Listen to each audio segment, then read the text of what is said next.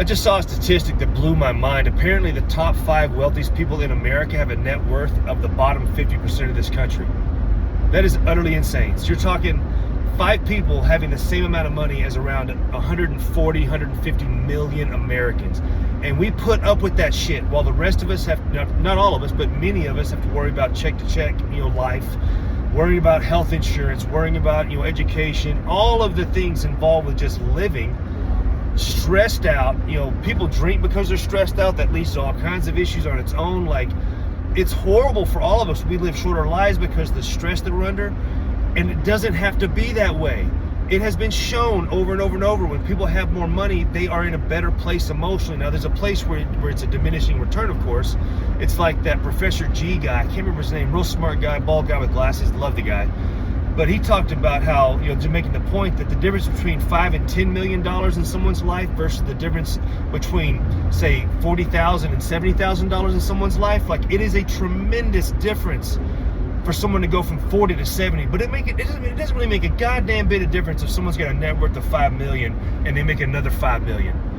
What are they buying or wanting to buy that they don't already have, right? So they have to decide whether or not they want to get, I don't know if I want to get a new Ferrari this year, or maybe I'll buy another summer home somewhere.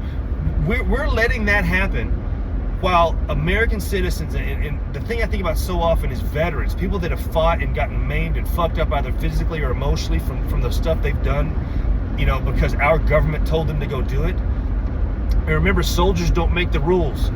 They just go when they're told. So regardless of how you feel about the acts they were in, they still went. And we've got something like, all homeless people, I think, in this country, something like 25% of them are veterans. And that is so fucking criminal.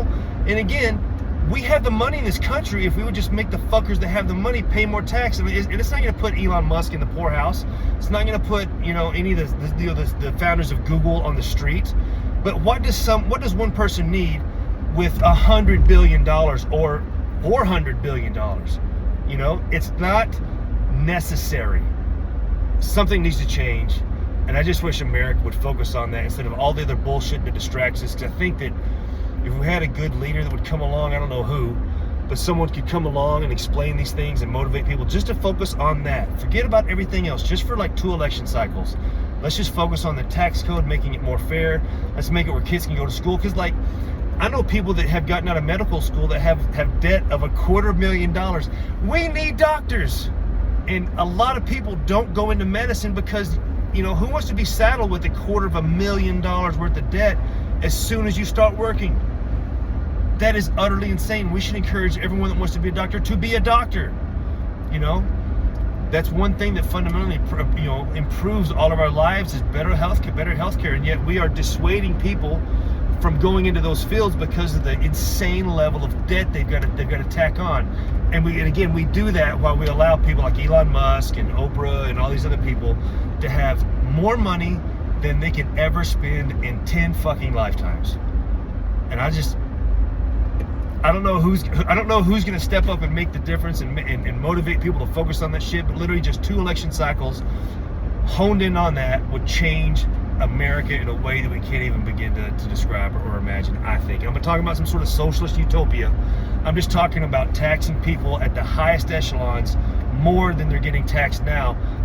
And the last thing I'll say about that is it reminds me of the fact that after World War II, you should look this up if you watch this, the top tax rate after World War II, like in the 50s when America was booming like crazy, the top tax rate was like 80 or 90%. One parent could work and the other parent could stay home. College was super affordable. You could get a summer job because they did it. They would get summer jobs to pay for the upcoming year of school. And does that shit happen now? Nope. And again, it does not have to be this way. The money is here. We don't have to turn into a communist country. We don't have to turn into a socialist country. All we've got to do is skew the tax code back to us instead of where it's been towards them for fucking however many generations. But, again, they keep us distracted with, and Epstein is legitimate, that is a big fucking deal, but Epstein shit, trans shit, they want us focused on that stuff, fucking ripping each other apart, because they know if they ever let us really focus on the big issue that really kind of affects everything else, which is the tax code, that they would lose billions, and we would be more powerful, we'd be healthier, we'd be able to focus more on what's wrong, and the control they have over us would be greatly diminished. So, anyway, something to think about.